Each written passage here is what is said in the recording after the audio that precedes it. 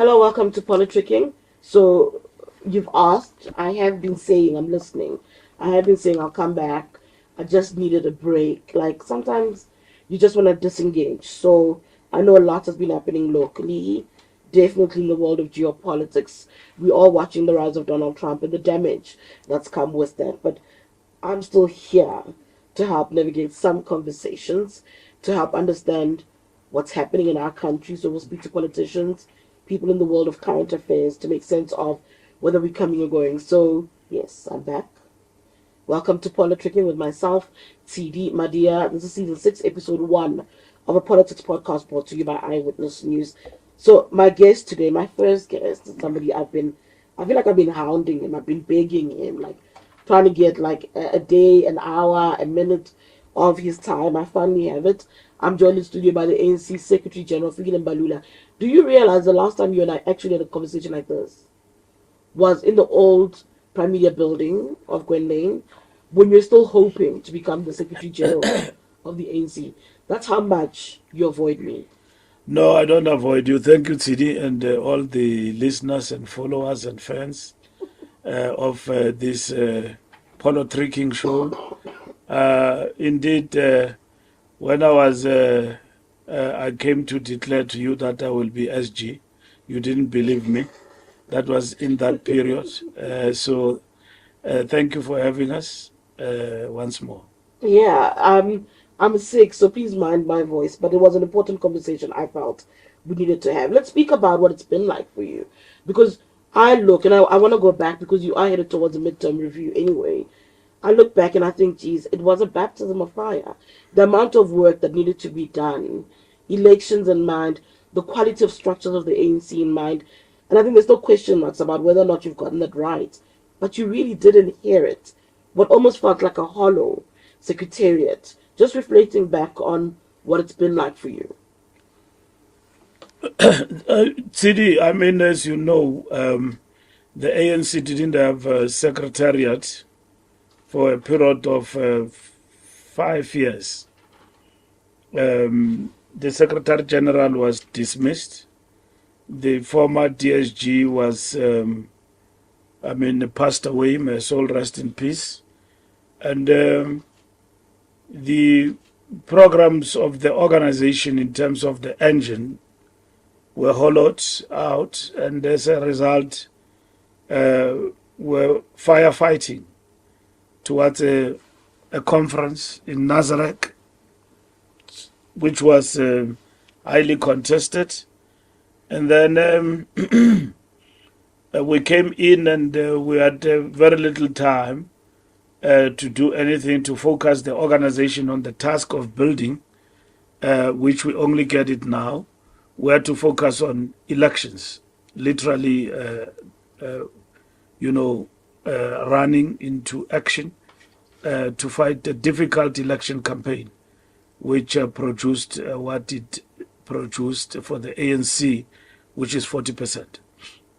You're also the SG who has to help the ANC navigate that result, navigate what it means to lose power at the level that you have, and also having parties that you're working with, like the DA saying, yeah, now you must learn what power sharing means.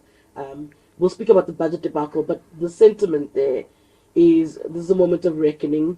You've been pretending almost that you've managed to jipper the system and to enjoy power without actually having that electoral support. You are still the secretariat at the heart of that. That is what we characterize as a contested terrain. It is their own disposition with regard to what they characterize as the outcome. To us, we are very clear. It's a setback, which have given this result, way in which people give their own interpretation. But the fact of the matter, the ANC have never said we cling to power and we distort what is an outcome. We have led a very difficult process of accepting and being humbled by the voters that we indeed lost power. As much as we say it's a setback, but to us is tantamount to losing power. And we have never claimed otherwise. That we have won power and we want to rule by backdoor. What we have said is that we are the largest party. And if they want to govern this country without the ANC, and that 40% means they can govern on their own without us, they would have done that. They can't do it because 6 million people said, no, we still want the ANC to continue. And that's where we are today, scientifically speaking. But you've boasted about how well you've managed to remain at the core of governance despite your performance at the elections. I mean, I always think about, is it 100 days of GNU? That event outside Victoria House, I think I actually called it a badge because I didn't understand. I said, but how does the ANC, in the face of its performance, the mighty ANC, put on an event like this? It felt tone deaf. So a part of me also wants your reflections on whether or not the ANC has paused to actually make sense of what happened in May 2024. We indeed paused, Tshidi. We didn't have any fanfare in terms of the outcome because as much as we became the largest party, there was a recognition that we didn't win.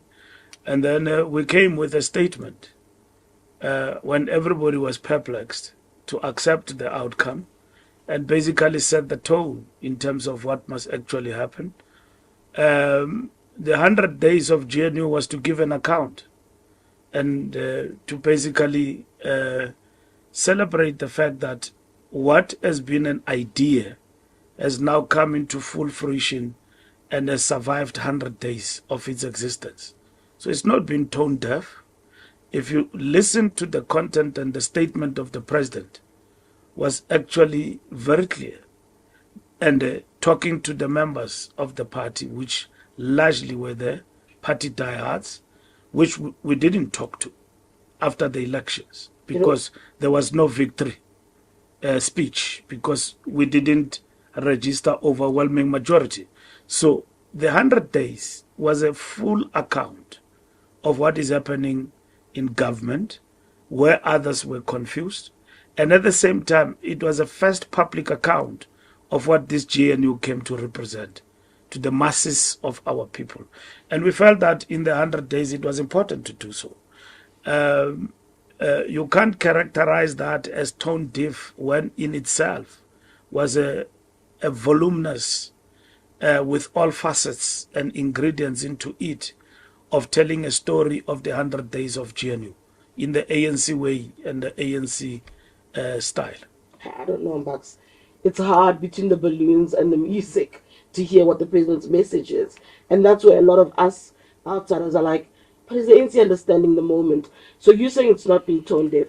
What are we missing about the ANC's reflections on its performance? Help me understand what the ANC sees. Because honestly, particularly when you speak about that particular event, I can't see what you're saying. I can't hear what you're saying.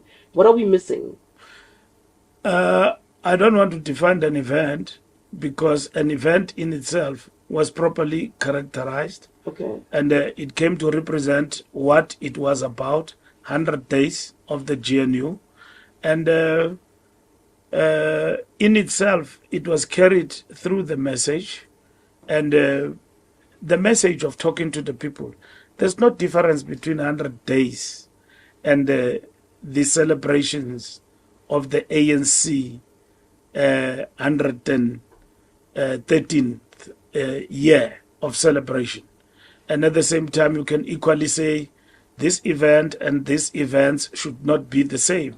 It's a mass event in itself, in which you talk to your constituency directly and rather interrogate the content of that particular speech in terms of what was being said, which was followed by people of South Africa across the length and breadth of South Africa. And I think the response people understood, and that is why they pledge their support to the ANC leading the government of national unity going forward.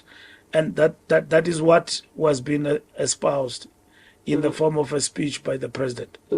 Looking at some of the hurdles in the GNU, including obviously the budget, some of the public spat around foreign policy and the likes, it wasn't premature to celebrate reaching 100 days. Wouldn't it have been ideal to wait for a longer period to see what it withstands? We characterized the 100 days as reflections, not as celebration. And there was a temporary discussion around that, and the content came to define that. GNU in itself, we have said, is not a melting pot.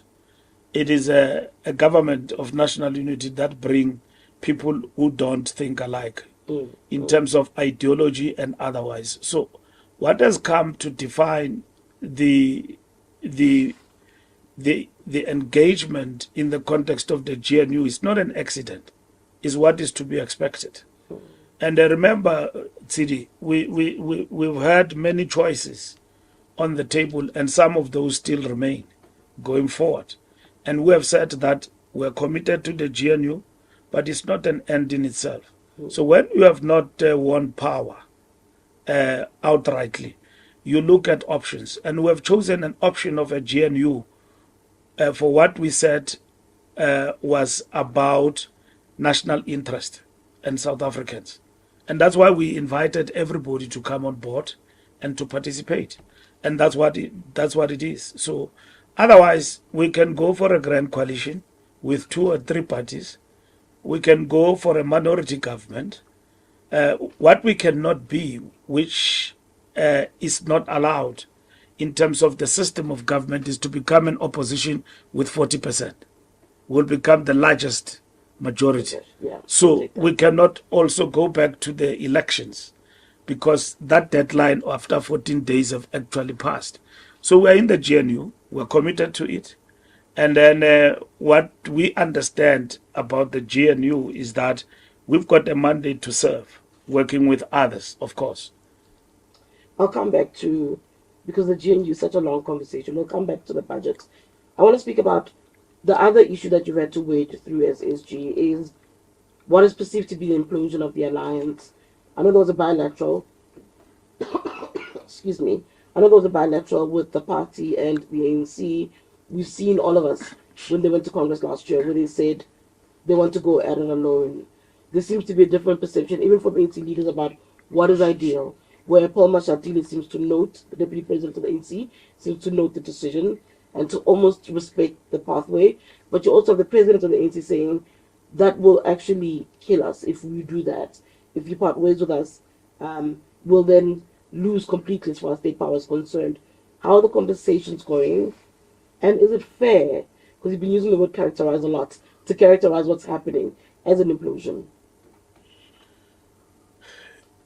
It is not an implosion.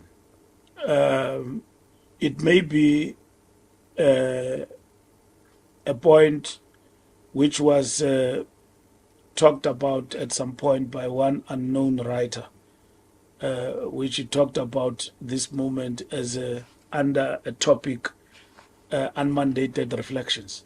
That it could happen at some point that the alliance can't hold together, and for different reasons can actually not implode but go separate ways.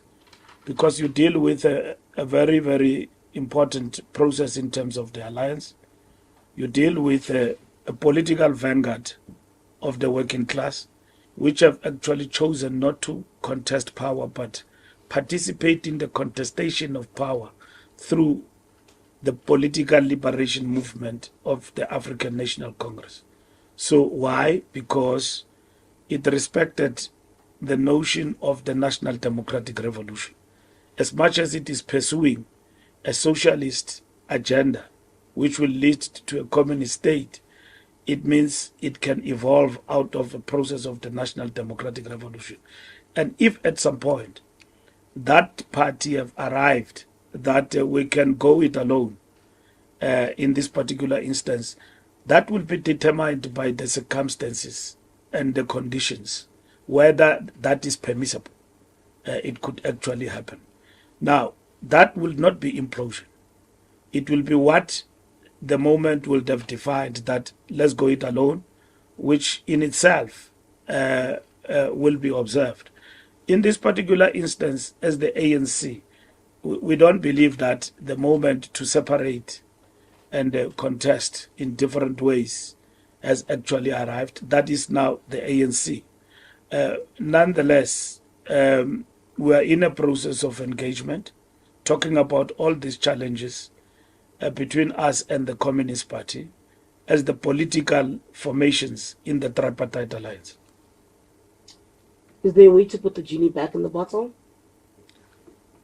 It has not gone away. I mean, the point is it is still there and it remains intact. All what we're doing is to say, how do we keep things together going forward?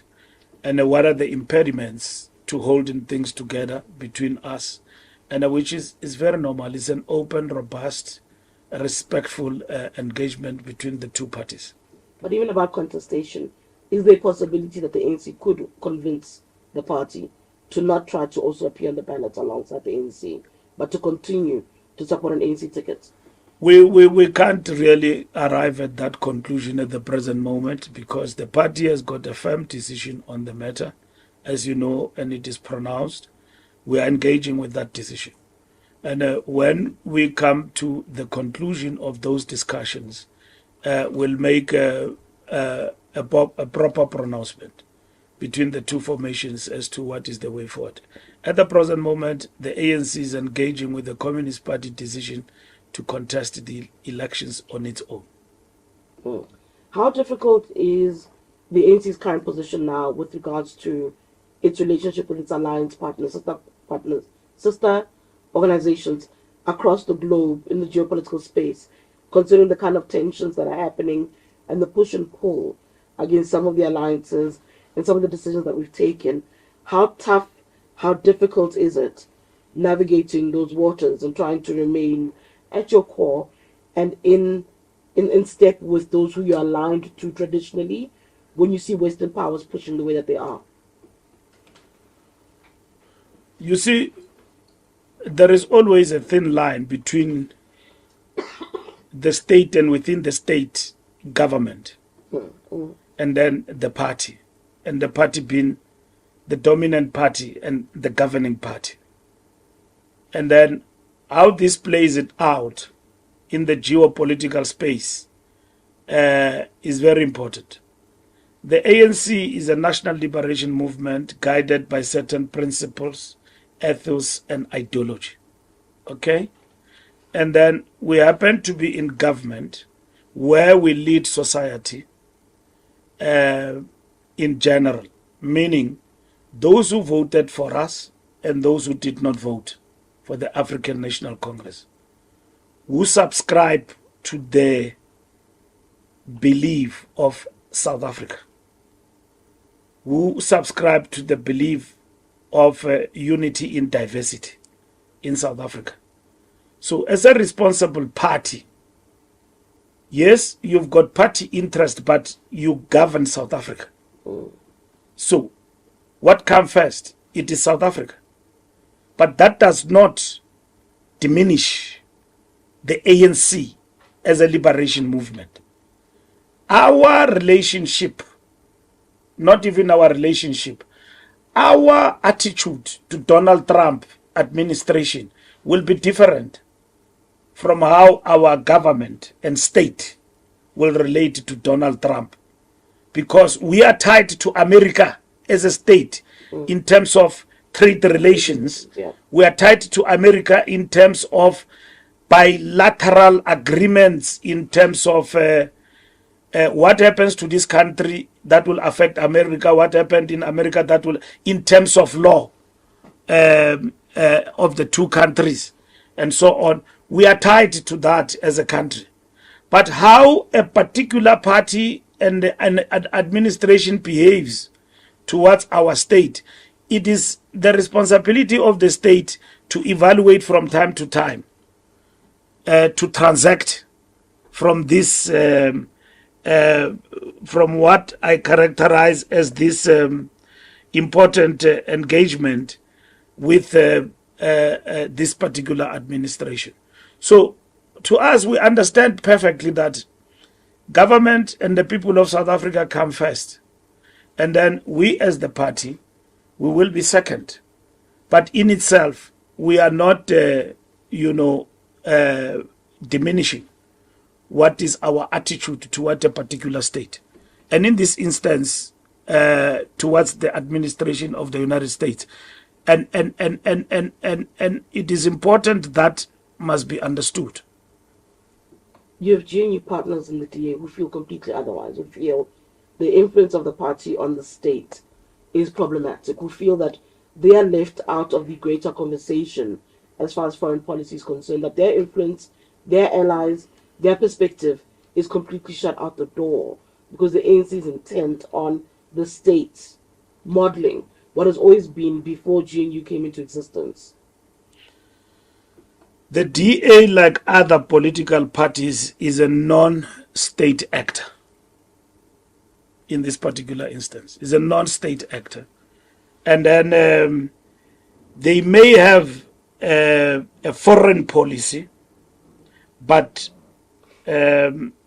states only respect what we call other state actors.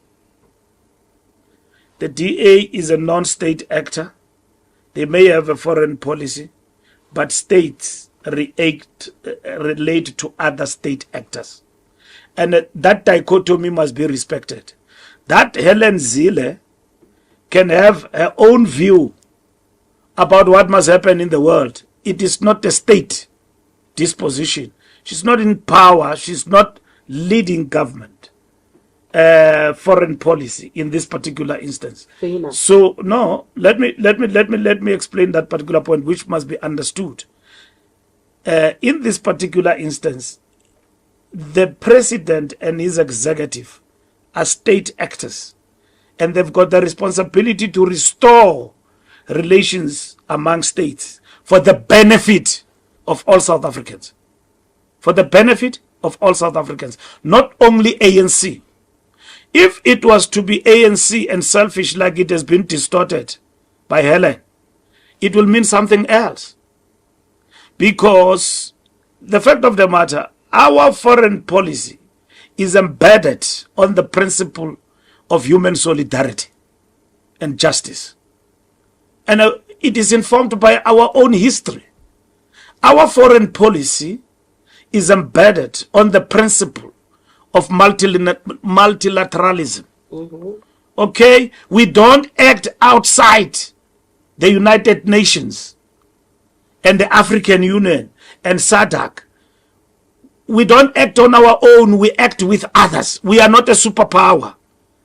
We are advocating for multiple polarization of the world, where nations work together and there's no big brother. I hear all of that. So I'm saying that is your foreign policy, which informs our state interaction with other states. What will the ANC be in that, which is a non-state actor? It will mean that the ANC will say America under Donald Trump is on steroids on aggression of other states. Before we name a school in South Africa, we must report to America. We are reduced to a colony in a very short space of time. We are actually being bullied.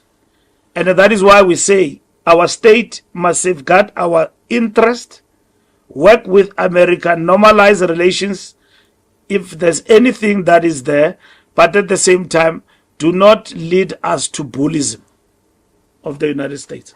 We support the South African state government led by the president. When it espouses in the state of the nation, we will not be bullied. That's all good and well. I understand what you're saying. I still ask, as much as the DA is a non-state actor, it is you're in a power sharing deal with them. They're saying, from that foreign policy perspective, their views are not represented. Their push is for you, a power sharing partner, to make sure that their observation and what they want is also represented. That's one part, right? The other thing, you speak about what the rules are, and diplomacy and decorum are fantastic, but it's also obvious that those are out the window when you're dealing with the United States. Because if that wasn't the case, then they wouldn't have indulged the disinformation by AfriForum. If that wasn't the case, the DA wouldn't go on a tangent on its own to the US. If those doors weren't open for that, that needs to be managed. That wouldn't be happening. I don't know if I'm not making any sense. I am saying to you, as much as anyone in the United States can open doors, even against the majority of this nation, we remain solid as South Africa in relation to what is in the best interest of our nation. Okay. That is why we are unmoved by the wayward behavior, in a lack of better words, of AfriForum and to a certain extent the Democratic Alliance. Democratic Alliance need a whole new lecture about patriotism, which they don't understand in a particular way. They don't, because they must understand that we don't have two passports. We only have one, which is South Africa, and will defend our great nation. So if the DA want to argue, I was speaking to the Minister of DERCO yesterday, and I say, and informally I say, Minister, you need to engage with the DA as a party to understand what is their issue. That they think that in the foreign policy it is not representative of them and that the South African government is off tangent. What is it? What is it that Helen Zille is all and about? Is hiding. I respect AfriForum. Racist and distorting what is happening in the country, bad-mouthing the country. What is DA about? The DA said when the tough gets going in Gaza, I'm taking an example, that no, we are for a solution for both parties. We don't take a side, okay? And then we said, yes, ceasefire and everything else, we are for a two-state solution, but you can't handle people who are stateless as equal to a state, which Donald Trump recently said that he want to turn that into a resort. I mean, that shows how you deal with other people. Now, if you believe in justice, like all of us in this country, we came to be who we are as South Africa from fighting against apartheid and what the Palestinian people are subjected to. There's no way in this country that the ANC, under the stewardship of the African National Congress, can forget easily that we're there where the Palestinians are. You can disagree, which we have said in our statement. We disagree with the kidnapping of people in Gaza. There must be ceasefire. Let's come around the table and talk. Everything about Palestine stopped at St. David with Bill Clinton. Even Barack Obama did not make an attempt and all of that. This one is worse. Donald Trump.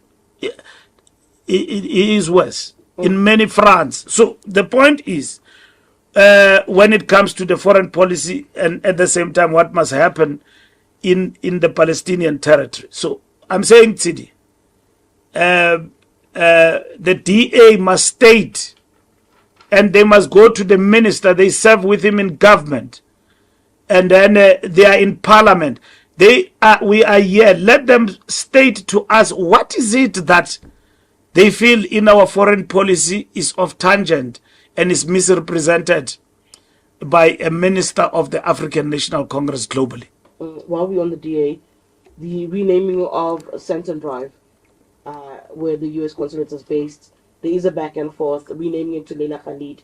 The DA feels this is antagonistic, that this is trying to rile up the Americans. Just your quick reaction to that. I think the naming, the renaming of streets and all of that is always in terms of local government subject to the will of the people. This Johannesburg is governed through a coalition. So let the people speak about the renaming of the streets, just like Winnie Mandela. There are people who disagreed with that. So the point is, if they disagree with that, let the people speak about the renaming of the streets. And that's where we are as the ANC. We have made suggestions ourselves. We have supported names ourselves that were not raised by us. We have raised names. Some have been rejected in Pretoria. Some have been accepted. So this has happened. Even in Cape Town where they govern. Even in Cape Town where they govern. They know the naming of streets. What happens? Why should it be a subject today? Skun Pampir, Baitlotlora, and all of that, but not on their own. They are just saying we are perfect on our own. This South Africa, when it's convenient, is ours. When it is not, it belongs to the ANC alone. We belong to South Africa and will defend South Africa and will defend the principles that have defined what humanity should be about. And we will never abandon people who are in dire straits in terms of fighting for freedom anywhere else in the world. Okay. I'm going to try and move on from those things because I feel like the clock is getting away from me. Let's speak about the budget. There's an impasse at the moment. The DA has sent the ANC a list of demands. The ANC has also said it can go to other people, it can knock on other doors. The EFF is kind of waiting in the wings. Your thoughts now on what is the best way forward, and if the GNU stays intact beyond this moment, would it stay intact because the ANC has come to the party and acceded to what the DA wants, or does it move forward because the DA will just have to accept that the budget is as it is? Let's talk about what is the issue about the budget. From what we understand is that we are talking to all political parties as we speak right now, as the ANC in Parliament. And then we have not arrived at the conclusion where we say, because that's not our style, that we put barriers and we make conclusions before we talk to people. We are engaging with parties in a robust manner. We must first accept Tshidi before I address what probably is the point. Maybe you need a panel on this of political parties before the budget is concluded in Parliament, so that people can come and state what is the issue. And I don't want to second guess or interpret what they are talking about. And then we will also put our best foot forward to come and argue what is the issue and what we believe should actually happen. It has never happened in South Africa that the budget becomes a point of debate. Treasury meets, Mincombat, budget policy committees, they present the budget to cabinet and then it goes to Parliament and then it's passed. Okay? Now, because the ANC has lost power, not outrightly, but it has lost power to 40%, everybody believes that everything must be contested. Now, there's a problem in the budget. Our spending is not being mitigated by the revenue that we actually have. So how do we address the missing gap? There are many options on the table. There are others who are arguing in the public domain with tax, corporate tax, and then income tax and all of that. We were opposed as the ANC totally to VAT, and then everything else is reworked. It comes to 0.5%. We say we can work with this because it's not permanent. It is phased in, and depending on the performance of the economy, because this budget is about jobs and growth, then this will be done away with over time. So the aim is not for it to rise to any other level beyond where it is at the present moment.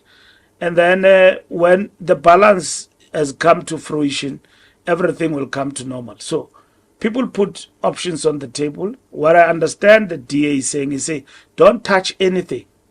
Don't touch anything. Don't tax anybody. Don't raise any taxes. Don't cut anything, yeah.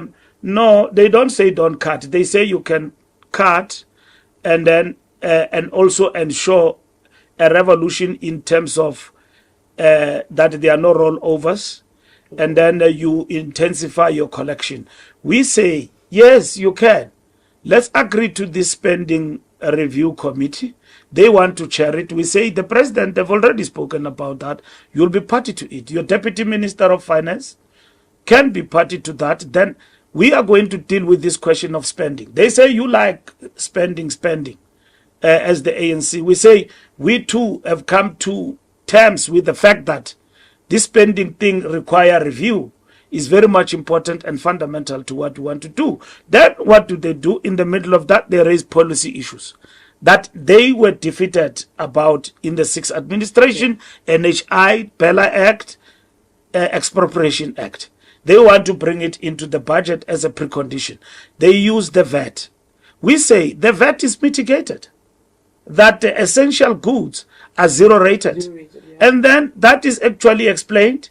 And then we are now confused as to where do we stand. Now, everyone else talks about no to VAT, but no alternative. But ngesixhosa andazi isitoli kwakuthiwani abantu bazingela bephethikiwe, meaning they are chasing something but they've got an agenda. They understand the situation we are in, but they don't say how to get out of this. And then they come with long-term solutions that we must implement in terms of the SCR, which they themselves can actually participate. Others will not be in a position to participate because they are outside government. But those who are in government, we can find each other in that particular regard. So the DA, as I conclude, they have made over commitment on things that they know sometimes are not possible, that they can achieve. And they want to blame it on us that we want to act like as if we're in power when we're not, which is not the case. They are disingenuous. They are totally disingenuous in this particular regard. We have chosen South Africa. We have not chosen the DA. We have not chosen any other political party. Others have walked away and have said that we are selling out by accepting to work with the DA. We went beyond the call of duty to work with everyone for the best interest of South Africa. We are not chasing the DA away. They know they are asking the impossible. And that is why we said, in our negotiations, even on the path towards the statement of intent, they should have said in the statement of intent, you will not sign things that we disagreed with in the 6th administration. Going forward, we would have stated to them that no, we don't agree to that. Our doors were not fixated to the DA and others only. They were open to everybody. If the DA did not want to participate in the GNU, they would have pushed us to other options. But we chose the first one, which is GNU, and we are very committed to making it work. And that's where we are. How do you think that the DA, from that very first formation, really, of that statement of intent, they blundered in how they negotiated? They should have actually put the terms on the table before helping to elect a president. I think that was a mishap on their part. But anyway, they are clear that the agenda is, there is an agenda through all of this. They're clear in that they're saying that they want to feel that they also make decisions. Their agenda is they feel overlooked by the ANC. They're very clear that this is a purely political move. Can they save face? And if they can't, what is the impact then on a GNU? No, they have overcommitted and they are misleading their followers. And if GNU is about point scoring rather than serving the people, it is incorrect. Last term, when the minister talked in the medium-term budget statement, they were over the moon that this belonged to us, this belonged to us. They have just been behaving like drum majorettes. And then they then said that we will catch them with the budget. And John Steenhuisen make a statement that the budget is rejected by the majority of political parties. The ANC can no longer govern and govern alone. Does he understand what he's talking about? Does he understand? He doesn't. He doesn't. The ANC never chose DA over others. It chose South Africa. And that is why we respect them. But if they think that the ANC is a pushover, we didn't win elections. We have never claimed we win elections. We won elections. That is why I was saying to you, 100 days to us was not a celebration, was a moment of reflection. They did not read what President Ramaphosa said in that 100 days at Luthuli House. They didn't understand that. Maybe they were confused by Maphorisa and Amapiano, but the fact of the matter is that the statement was clear, is that this is what we will work to pursue in this GNU. What is it that will work to pursue? Redress, which is in the statement of intent. Yes. We will deepen transformation. We have never beaten around the bush about that. The problem is that they behave like drama majorettes. They are quick to claim easy victories, even things that they don't know their own origins. In the departments where they have deployed themselves in the GNU, where they are working with the president, they have said things that have got nothing to do with them, belong to them. We have respected that. We are not kowtowing the DA. We are doing what we know we have to do for South Africa. So the point is this, Tshidi, is this. We are serving South Africa here. And if you want to punch above the weight and you want to come to percentages, then you've got an option to walk. You can't stay in something that you think doesn't serve you. It will never serve you. Go and analyze and look at it. The ANC does not want to do away with the DA in the GNU. Likewise with anyone else, we want to work with everybody. But if you come with your attitude of overcommitting and punching above your weight and knowing certain things you can't achieve, that's your problem. Do you see them getting over this hurdle around the budget? Do you see this, us going through this and then the DA remaining in the GNU? Because I can't imagine a party that does not in the end support the budget then implementing its plans. It makes no sense in my head. It will depend what the discussions will produce in terms of as we talk to them and as we get to that point. The budget must be passed. Bills must be paid. South Africa must run. And then we must see what will then happen when they work very hard, not the budget to be passed. You will not achieve everything else. Look, we are in municipalities where the DA was governing and they passed the budget irrespective of whether we agreed with them or not. And they were not in coalition with us. They simply ran roughshod over us. And then they passed budget in Joburg, they passed the budget in Pretoria, they passed the budget in Port Elizabeth. They passed budget every day in Cape Town. So the point is this. With our 6 million, they will never run roughshod over us. And the fact of the matter is that if they look deep in that budget, they are accommodated. Yeah, I do think and so. Then they are. And then they want to hold us at ransom because of political, win. They want that. No, we managed to stop the ANC. We have already been stopped. We've got 40%. We don't govern alone. But even ourselves, we are not a walkover. So we don't talk to people with a cap in the hand like we're hopeless. We are not hopeless. We are not hopeless. We will fight for what belongs to us and to our people, at the same time respecting others. Okay. We respect South Africa, and that is what is important. Okay, I don't have a lot of time, and I really want to get through other things. There's an NGC. The midterm review is due sometime this year. What do you want to see the ANC come out of that with? The General Council is midterm review. We give an account in a 2.5 years. What have we achieved? 2 years, 6 months, halfway mark. But also set the tone about what must happen for the national conference in terms of policies and all of that, and the strategy and tactics of the ANC. How are we fighting this revolution with this setback, with coalitions? And then can we come back? And what do we need to do to consolidate to come back? And that's what the General Council is and should be about.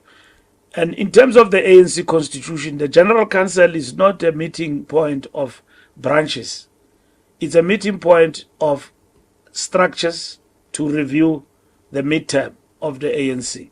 And the criteria of who attend is determined by the Secretary General, working with other secretaries, and presenting a formula to the National Executive Committee, and the National Executive Committee will adopt, augment the formula, and then it will become an NEC formula to invite people to the NGC.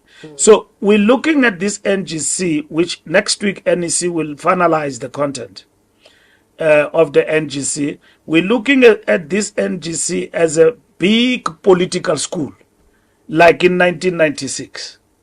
It's a moment of reflection. It's a political school. We have done a lot of things in a very short space of time, including losing our majority in a big way. So that is what this NGC is going to be reflecting on. How important is it for this NGC to whatever comes out of this NGC? How important is it to the path ahead for us as outsiders? What determines whether the ANC can survive 2026 local government elections is how it manages the NGC. We've often in the past seen them being hijacked by factional issues. How important is it to safeguard the moment? We will ensure that it doesn't get hijacked by factional issues. That is why those burning platforms that entrench factional views have been dealt with one by one, and we are focusing the organization on building, and you could see with our interventions and the work we have begun in Gauteng, as well as in KwaZulu-Natal, and also in other provinces of rebuilding, our membership has been receptive and behaving in a particular way, if you have come to see it. And of course, there are splinters there and there of anarchy, but they are not voluminous as they used to be.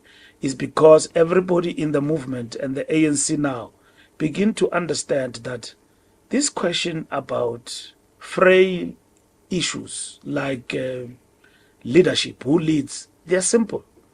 Our membership now begin to appreciate the fact that this moment we're in is bigger than who leads. This moment we're in is bigger than self-interest of individuals. And you can see that in action.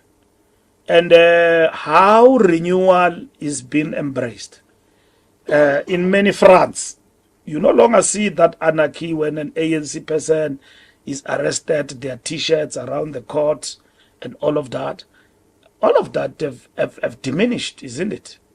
Within a second or minutes, as you can say, and days, it has just disappeared, And then, yes, there are elements who still do not understand the moment, but over and above, acting outside the discipline of the organization, we've got to rein hard on those in terms of the party, because we've got a mandate. We can't prevaricate on that. Any self-respecting party does not allow discipline become secondary in terms of its existence, more especially a party like us that is facing existential crisis. Is it ideal for the ANC to have a contestation in 2027? Should the ANC not reach an agreement that actually, that's the most dangerous thing, that if anything that is as fierce as the previous contests have been, it will actually destroy the organization? Should there not be a conversation that says, let's have an agreed upon leadership to take the party forward? There will be a conversation. It's just that anarchists and people who don't work for this ANC are overzealous. They don't want to listen. And we will discipline them. There will be a conversation in the party about the future of this organization in terms of leadership. There's no idea that will be fushed, that will be suppressed. There will be a discussion, including whether or not contestation is ideal, whether or not there should be contestation. If there has to be contestation, what informs that contestation? And it could well be majority of us in the party don't want contestation. We're tired. We want to move forward. And that is why the path to unity begins today. With discipline, focus on the task at hand. Look around and see that the ANC is facing existential crisis, and stop fighting over frails, things that will resolve.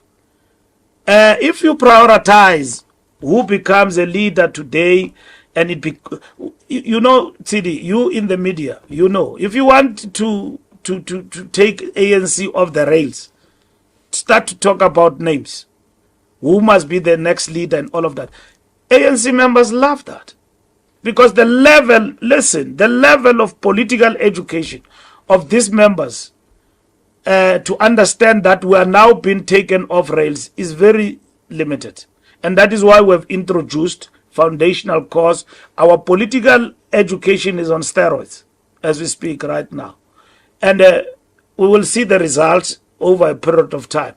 But at the present moment, we focus in the organization on what needs to be done, and we hope for a good result in the long term.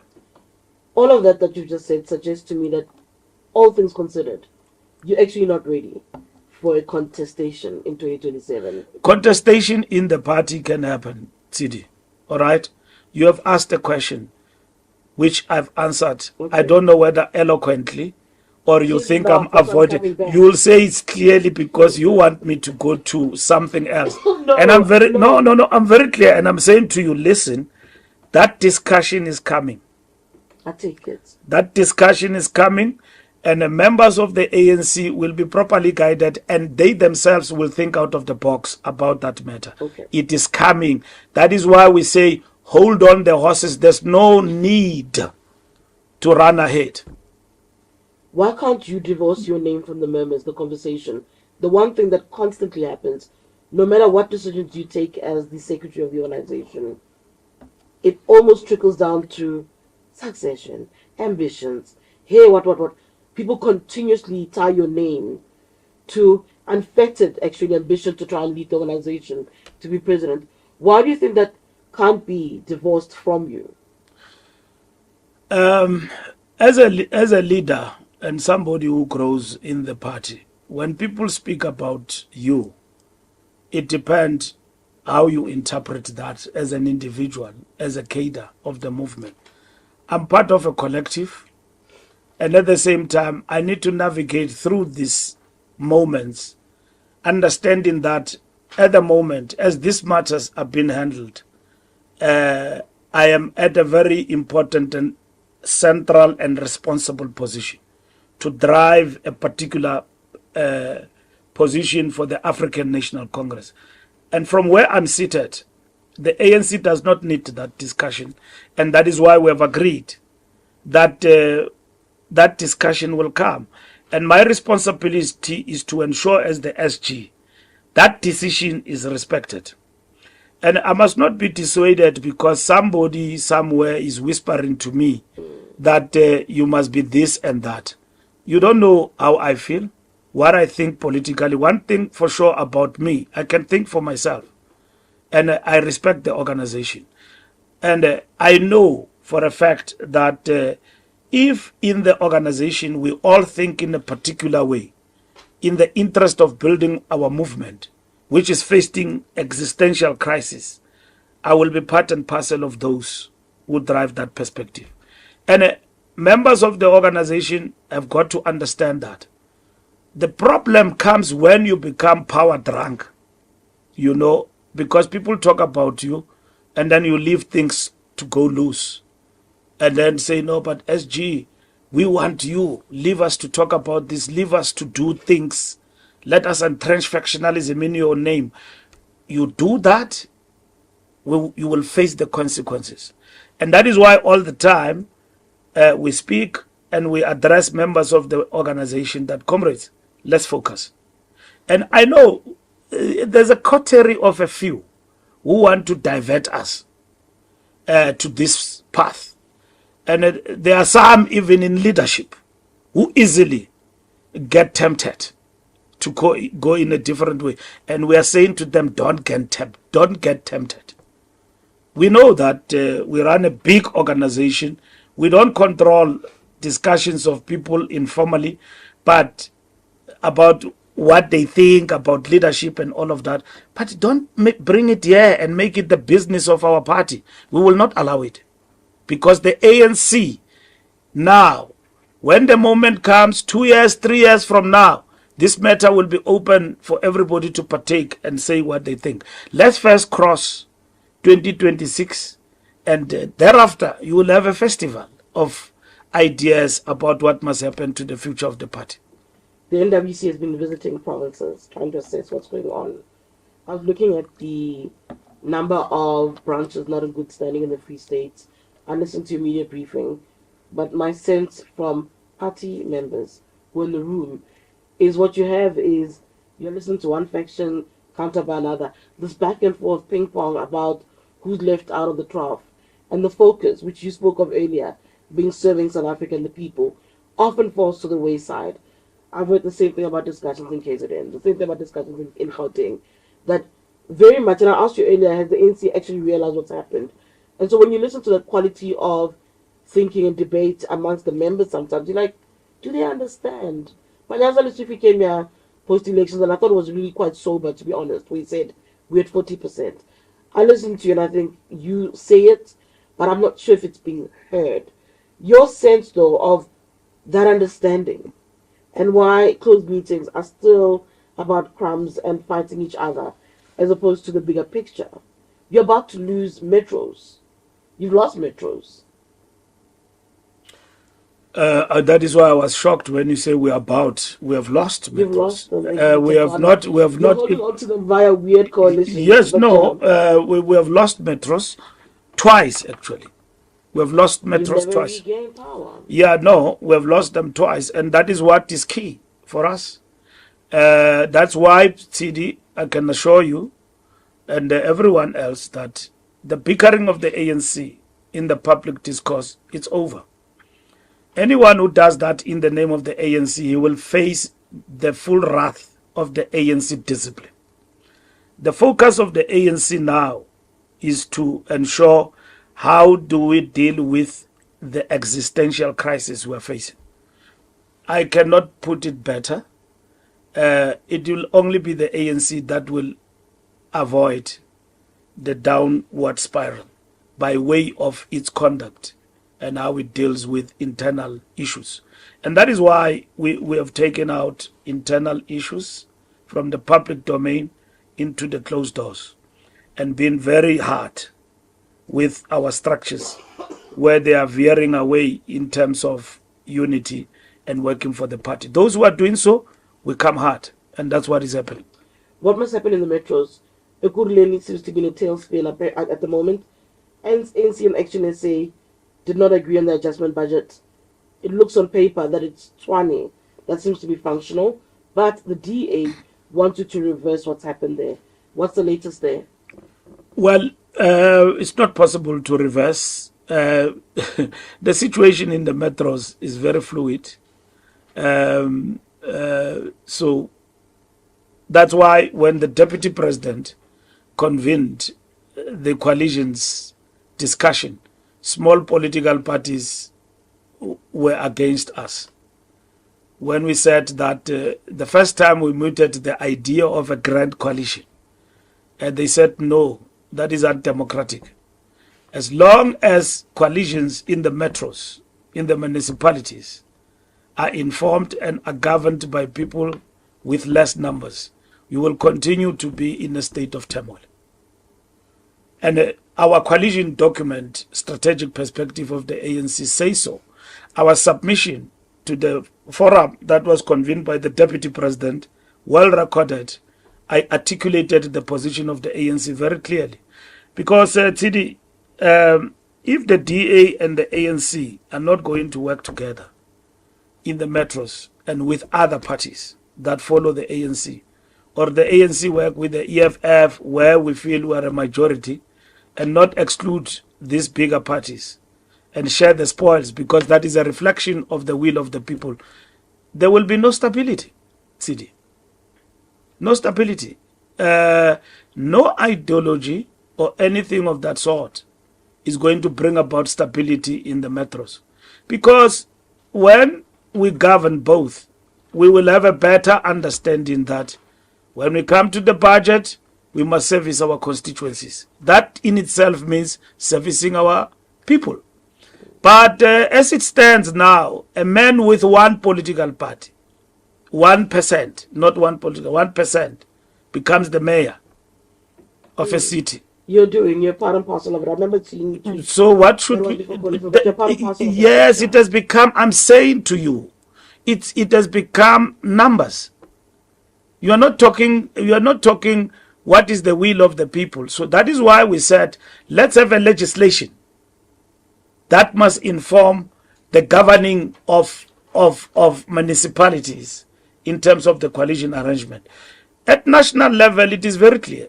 If the ANC, all these parties had the numbers that they have, they would have deposed the ANC at national. But we are here where we are. Even if any one of the parties walk away, GNU won't fall. You get what I mean? No, I do think that. Yes, so the problem here is that we are facing a situation we are facing in the municipalities because there is no set of principles that inform these coalitions. It's a question of what numbers we can amass, and then that is it, and then we govern. When's the ANC intervening in Joburg in terms of the leadership there? What do you mean in terms of leadership? Is the ANC satisfied with its Johannesburg leadership that is deployed to government? The ANC does not govern Johannesburg alone, it governs with others. And if you want to zoom on the ANC leadership alone, I think you are being unfair because that's a coalition in terms of governing Johannesburg.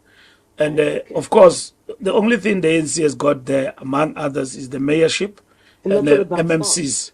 No, that's what the buck stops. It doesn't stop there. It doesn't matter if it's a coalition. No, it doesn't. It doesn't stop there. It stopped with the entire council. Okay. People think that I'm attacking Dada Morera, but you see the state of Johannesburg, literally houses in the Joburg CBD. That's all I'm saying. But I take that. I'm almost done, but there's just a few things that I need to get out of the way. Zwela Masilela, watching that play itself out in Parliament, listening to Colin Malachi defend him, what does that communicate about the way ANC views its leaders?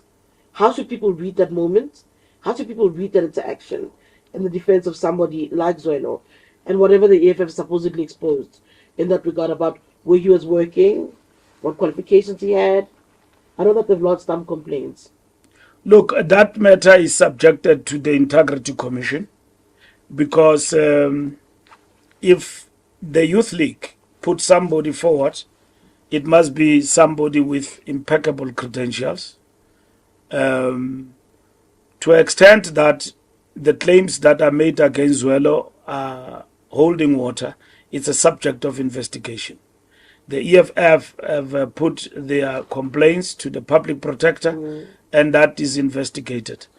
But in this particular instance, should there be any mischief on the part of the candidate who happen to have credentials of the leader of the ANC Youth League, steps will be taken. That matter is going to the Integrity Commission. It will be investigated fully.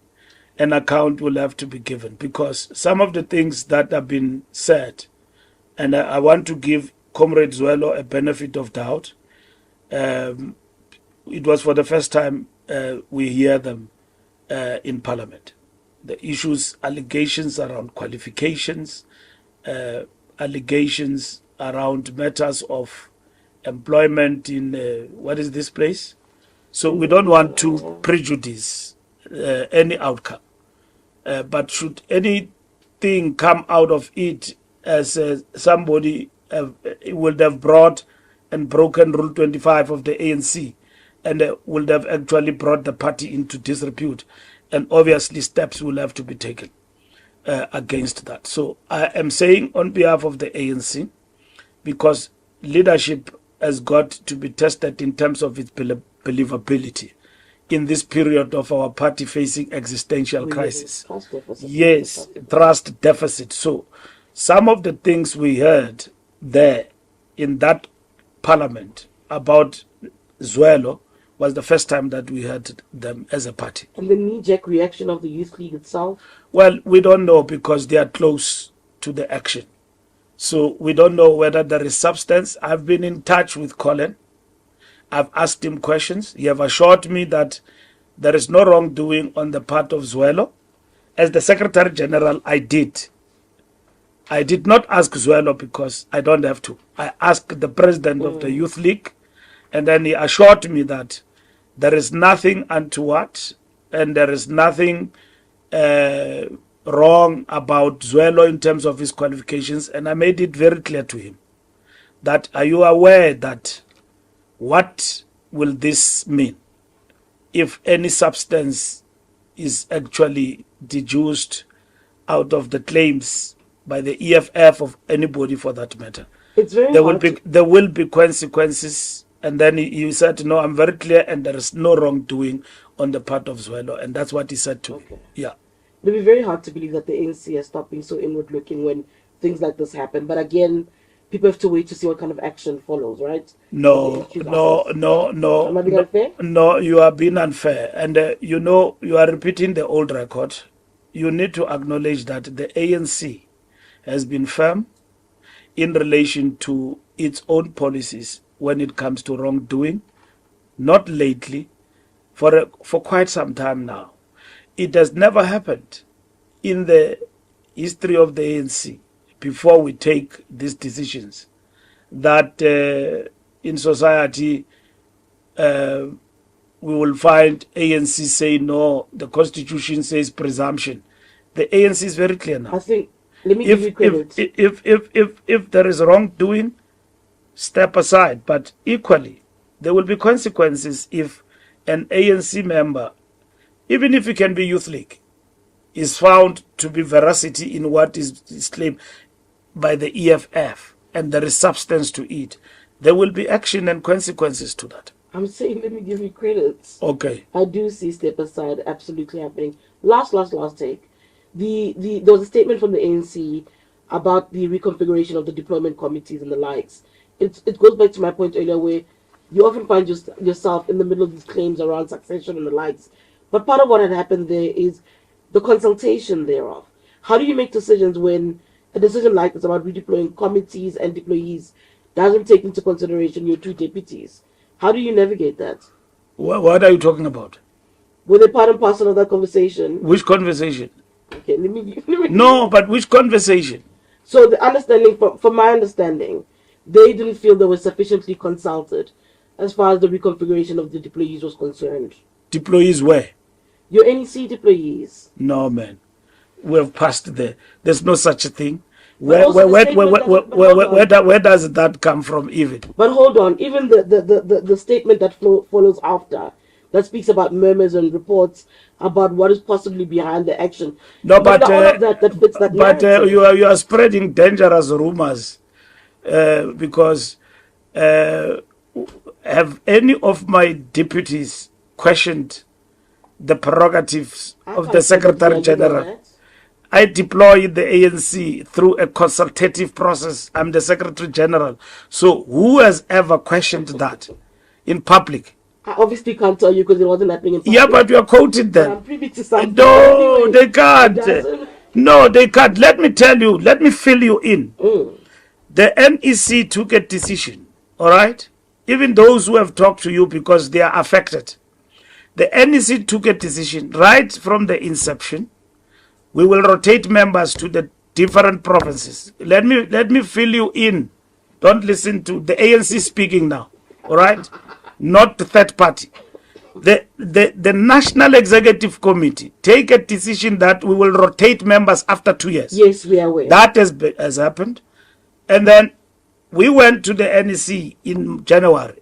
We said you are going to be rotated, which it was supposed to happen in that NEC. But because there is deficit of NEC meetings, because we're supposed to have an NEC meeting in December where this was supposed to happen, it did not happen. We said it will be put into effect. NEC agreed. That was put into effect. Officials have been consulted. NWC has also been engaged on that. People have been rotated. You consulted, full stop. It's not even consultation, is to report, which at the you reported back. Yes. what the decisions were. Yes. So then if the aggrieved is about consultation, there's nobody who can be aggrieved, because you can never choose the place where you can go. There are many people who had concerns about where they're supposed to go, when they are not supposed to, and they talk to the SG. They understand the protocol, and that is what it is. Members of the NEC who are dissatisfied about where they are deployed, they must understand the right channels and stop running to you. Now, the ANC, yes, the center is the Secretary General in the ANC who works with the collective of the ANC. If they are unhappy, they must come to those meetings, raise their concerns, and stop running around. I am telling you, that decision has been effected. It's a decision of the NEC, rotational to everybody, and then that is it. Now, that other people gain feelings out of it and then they run around, they are ill-disciplined. And they shouldn't do that. And members of the ANC who are disciplined, they know that there's a Secretary General there who's not part-time, who's full-time. Like coming to you now, I came from Lutuli House, dealing with very important issues of the organization every day. Thank you for taking time out of I'm full-time there. Important issue of the organization. I'm full-time, the Revolutionary House. Okay, thank you. Yeah. Thank you for popping in. Yeah. Thank you, Max. Thank you, Tshidi, for having